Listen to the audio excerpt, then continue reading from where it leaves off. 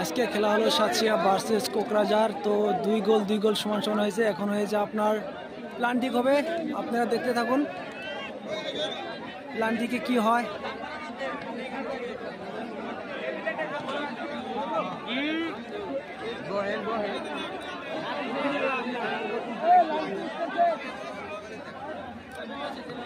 প্ল্যানটিক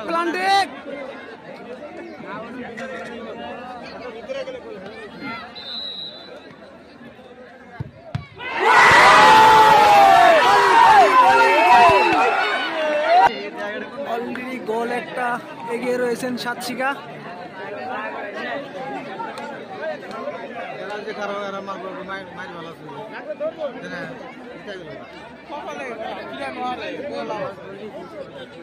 goalkeeper রয়েছে কোকরাঝার।